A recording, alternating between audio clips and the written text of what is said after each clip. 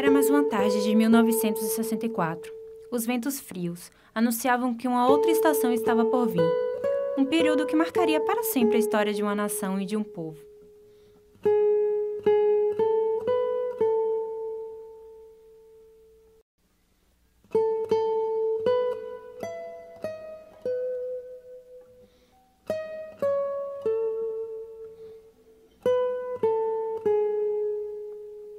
Defenderei e cumprirei com honra e lealdade a Constituição do Brasil. Caminharemos para a frente com a segurança de que o remédio para os malefícios da extrema esquerda não será o nascimento de uma direita reacionária. Um momento, num determinado, num flash, uma fotografia daquele momento que foi uma tomada de poder, tá? Então se tomou o poder, porque era necessário se tomar o poder. A gente percebia que a infiltração da esquerda comunista era muito forte. E o país vinha com a sua economia, né, tropeçando, e a gente de repente estava com o nosso país ameaçadíssimo. Então, quando houve a revolução foi exatamente aquela tomada de poder para no momento seguinte você fazer a contra-revolução e arrumar a casa. A casa precisava ser arrumada, não poderia estar do jeito que foi. É interessante também que a gente perceba que o regime militar não envolveu os quartéis, de modo geral. Havia um grupo muito pequeno, como em todo o movimento, né, que esse grupo aqui manobrava os cordões. Qualquer tipo de ditadura é uma péssima época para qualquer país, porque elimina as garantias individuais, elimina direitos básicos da cidadania, instala censura nos meios de comunicação, nas artes, e limita a vida cultural da população. Ainda era cedo para saber, mas a situação estava para mudar em todo lugar do país. Porém, naqueles anos eu estava na Bahia. Por lá, as coisas começaram a ficar pesadas em 1968. Uma época de muitos conflitos.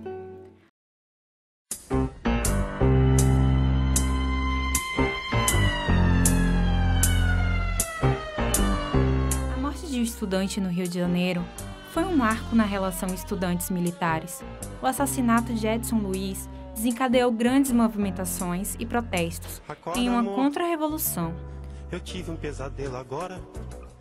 Os militares revidaram invadindo a Universidade de Medicina da Bahia em 1968. E quando eu saí do colégio militar em 1968, que entrei na faculdade, né? Nessa época eu participei um pouco dos diretórios na faculdade, inclusive defendendo o lado, né, que combatia o comando, né, do país na época, naquilo que eu entendia que devíamos combater e apoiar naquilo que eu entendia que devíamos apoiar.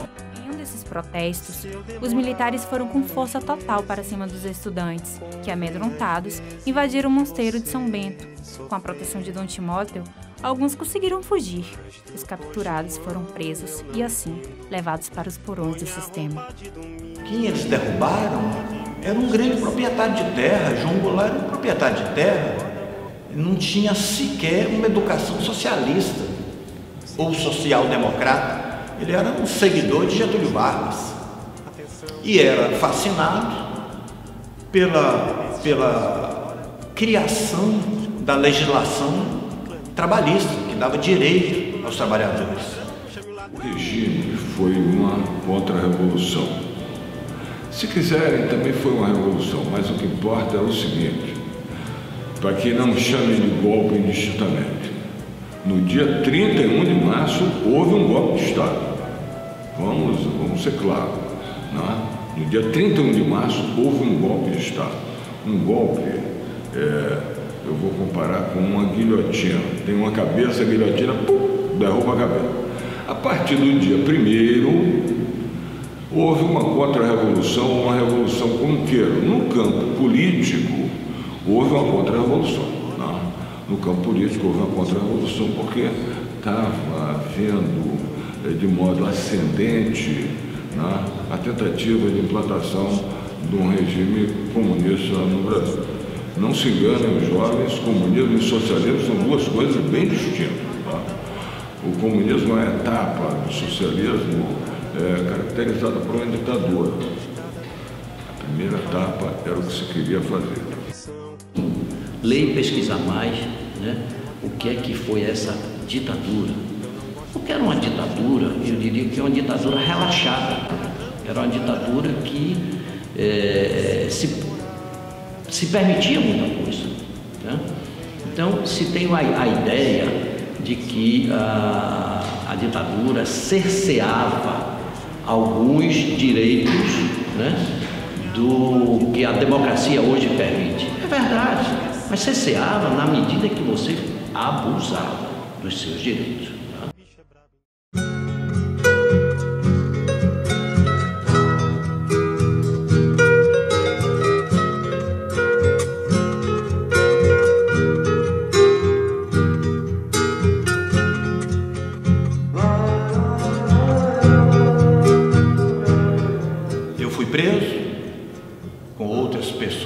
Faziam contato comigo, foram encontrando o José Carlos Mata Machado, que era meu colega de escola, e o Gildo Lacerda, que era também contemporâneo do movimento estudantil em Belo Horizonte.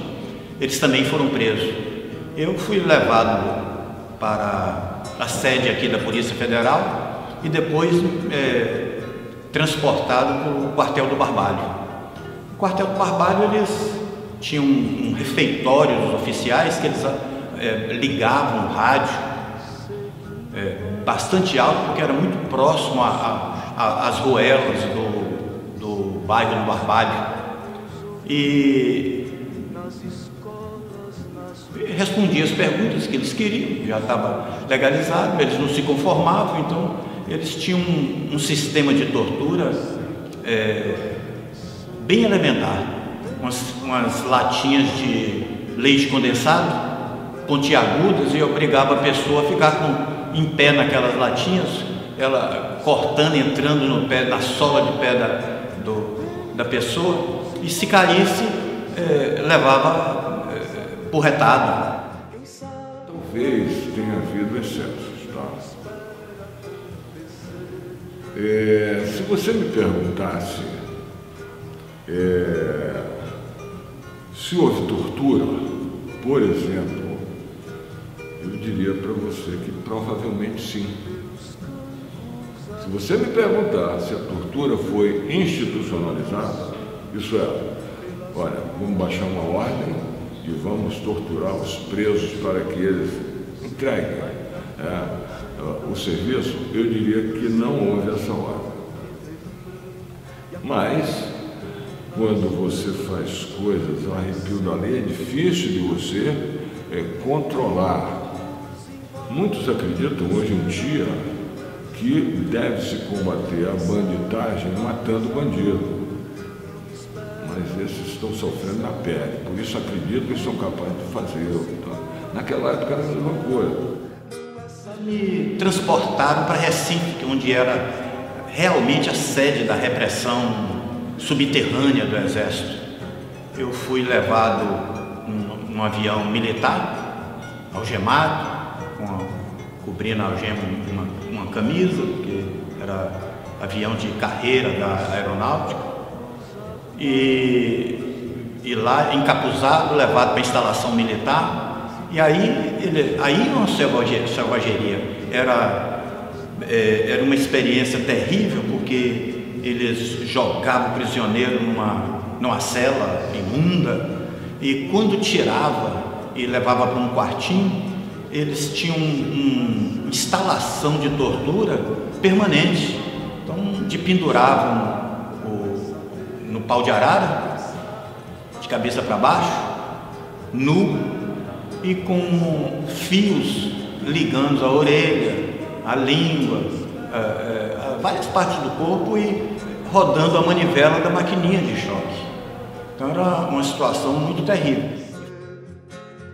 Muitos desses torturados e exilados, durante o regime, faziam parte da classe artística. Um grande destaque para o crescimento expressivo de movimentos culturais, que também faziam frente ao sistema.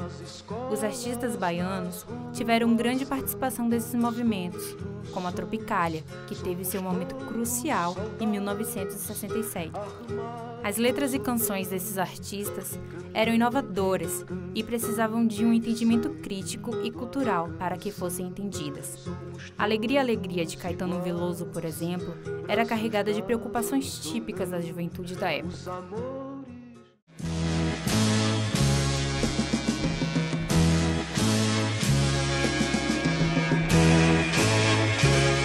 Eu tenho uma opinião pessoal sobre esse momento que nós estamos vivendo, a intolerância política e a intolerância com as artes, a intolerância com o que o outro pensa. Há um desrespeito das pessoas pelo outro. Eu acho que os jovens são muito generosos, tá? E estão experimentando, tá? Às vezes talvez não meçam as consequências, tá? Mas eu acho que o grande problema atual é a responsabilização. Eu acho que os jovens devem ser o que são. Isso é sinal de generosidade, né? De alma limpa. Se houver gente generosa a orientá-los, a dar boas ideias, vocês seguem nesse rumo. Mas se houver gente capciosa, tá? Que faça insinuações maléficas, vocês também vão naquela direção. A ideia que eu tenho é que o jovem deve experimentar, tá? Mas o jovem deve medir as consequências. E, particularmente, eu acho que o jovem deve medir as consequências e ser responsabilizado. Essa intolerância não é só intolerância de gênero, de sexo, essa intolerância não é só de cor, né? Essa intolerância não é só de cultura. Se a gente observar, a intolerância faz parte do ser humano, né?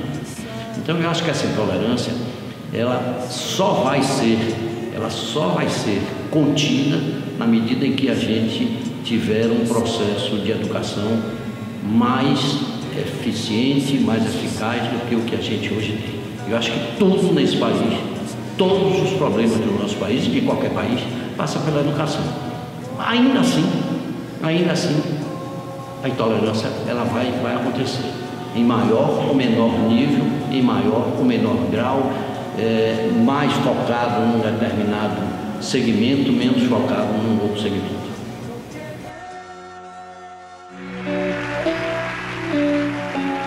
Não quero lhe falar, meu grande amor, de coisas que aprendi nos discos. Quero lhe contar como eu vivi e tudo que aconteceu comigo. Viver é melhor que sonhar, e eu sei que o amor é uma coisa boa, mas também sei que qualquer canto é menor do que a vida de qualquer pessoa. Por isso, cuidado, meu bem, há perigo na esquina. Eles venceram e o sinal está fechado para nós que somos jovens.